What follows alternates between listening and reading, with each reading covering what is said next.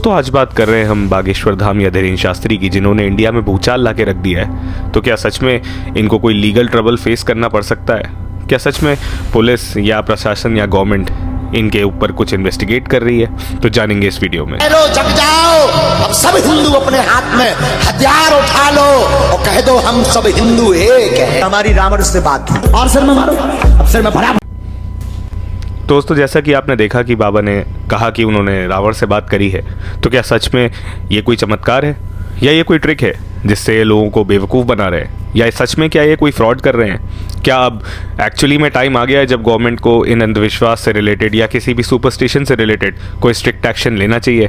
तो जानेंगे इस वीडियो में। कहीं भी मत जाना, वीडियो को स्किप मत करना, बने रहना। उनको आप जादूगरी से नहीं तोड़ सकते। जादूगर की एक सीमा है, लेकिन सिद्धि असीमित होती है। बालाजी की कृपा असीमित। धीरेन्द्र शास्त्री क्लियरली क्लेम करते हुए नजर आ रहे हैं कि वो जो कुछ भी करते हैं वो उन्हें हनुमान जी बताते हैं, और सच तो ये है कि अगर हनुमान जी उनको कुछ भी बताएंगे तो वो चीज़ शायद गलत नहीं हो सकती।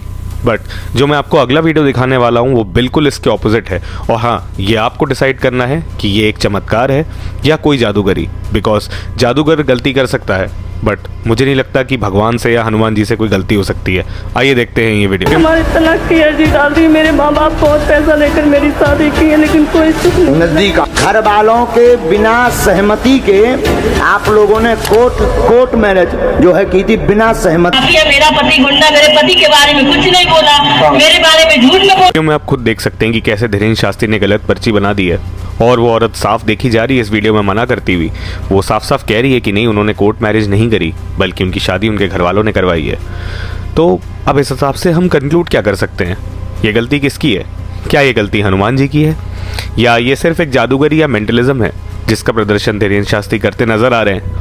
डरा देने वाली बात यह है दोस्तों कि इस जादूगरी को चमत्कार का नाम देने से बहुत नुकसान उठाना पड़ रहा है हमारे देश के लोगों को, क्योंकि सवाल ये है कि जादू टोने और चमत्कार के चक्कर में धीरेन्द्र शास्त्री उन लोगों को खतरे में डाल रहे हैं जिन्हें अपनी जान बचाने के लिए मेडिकल इलाज की ज़रूरत है या डॉक्टरों की ज़रूरत है। अगर हम न्यूज़ क्लिक की इस रिपोर्ट को देखें तो बागेश्वर धाम में एक 10 साल की बच्ची की अभी रिसेंटली डेथ हुई थी, और उस बच्ची के घर वालों ने भभूत और चमत्कार के चक्कर में डॉक्टरों पर विश्वास ना करके अंधविश्वास पर भरोसा किया और वो आश्रम में चले गए। और उस लड़की की डेथ के बाद परिवार वालों ने ये भी क्लेम करा कि बाबा जब उनसे मिले तो उन्होंने बच्ची के सर पे भभूत लगाई और ये कहा कि अब इसको ले जाओ, ये ठीक हो जाएगी। बट ऐसा होता नहीं है। पता नहीं कितनी सारी खबरें होंगी जो शायद हमारे और आपकी आंखों के सामने आती भी नहीं होंगी। ये तो वो कुछ 1-2 क्लिप्स हैं या 1-2 खबरें हैं जो हम तक पहुंच जाती हैं, लेकिन विश्वास मानिए ऐसा बहुत बड़े लेवल पे होता है। मैं नहीं कहता हूँ कि सिर्फ धीरेन्द्र शास्त्री के ही बागेश्वर धाम में ऐसा होता है, बट बहुत सारे अलग अलग रिलीजन के लोग, फॉर एग्जांपल मिशनरीज एक्सेट्रा, को भी यही सब जादू टोना करते हुए देखा जा सकता है।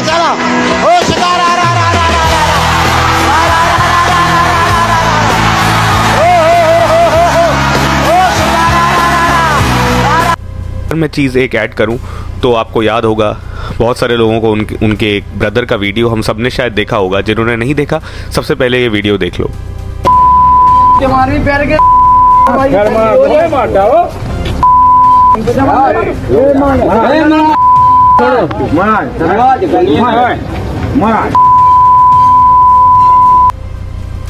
इस वीडियो को देखने के बाद आपको क्या लगता है कि अगर बाबा को सच में हनुमान जी ही सब कुछ आके बता रहे थे, तो क्यों नहीं उन्होंने, हनुमान जी ने पहले से ही बाबा को आगाह कर दिया कि नहीं, तुम्हें अपने ब्रदर को रोकना चाहिए, अपने भाई को रोकना चाहिए, और वो लाइक पिस्टल लेकर के या कोई भी ऐसी चीज़ लेकर के किसी की शादी में जा कर के बवाल करने वाला है। बट उन्हें नहीं रोका गया, राइट? तो क्या अब इस पर भी हम क्या कंक्लूड कर सकते हैं? ये किसकी गलती है? वो सच्चाई जाने अगर धीरेन्द्र शास्त्री की, तो ये कोई चमत्कार नहीं बल्कि एक ट्रिक है जिसको मेंटलिज्म कहा जाता है। और सुहानी शाह नाम की एक मेंटलिस्ट हैं जो ये सेम चीज़ कई सारे न्यूज़ चैनल्स पर करके दिखा चुकी हैं, और वो ये साफ दावा करती हैं कि धीरेन्द्र शास्त्री को बहुत क्लियरली कहना चाहिए या सब लोगों को बताना चाहिए कि इस ट्रिक को मेंटलिज्म कहा जाता है और उसको चमत्कार का नाम नहीं देना चाहिए, क्योंकि उससे बहुत सारे लोग भटक सकते हैं, और मुझे ऐसा लगता है कि भटक भी रहे हैं। अब कंक्लूजन की बात करें दोस्तों, तो मैं मानता हूँ कि आज के भारत में अगर हमें ऐसे कारनामों को, अगर हम चमत्कार का नाम बताया जा रहा है और एक ब्लाइंड फैन फॉलोइंग हो रही है ऐसे बाबाओं की, फिर वो भले ही चाहे किसी भी रिलीजन के हों, तो वो मैं मानता हूँ कि ठीक नहीं है।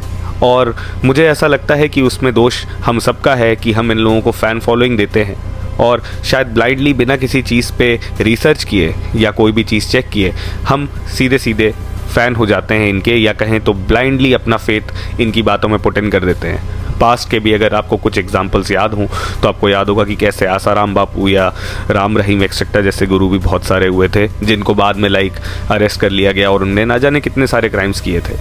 तो ये वीडियो बनाने का मकसद बस इतना सा ही है कि हम लोगों के बीच में थोड़ी सी अवेयरनेस और फैले और हम लोग बिना किसी चीज़ को रिसर्च किए जस्ट ब्लाइंड फेथ ना करें किसी भी चीज़ के ऊपर। तो चलिए एंड करता हूँ मैं इस वीडियो को यहीं पर। टिल देन पीस आउट, मिलते हैं नेक्स्ट एपिसोड में only on Buddhijeevi. Bye bye.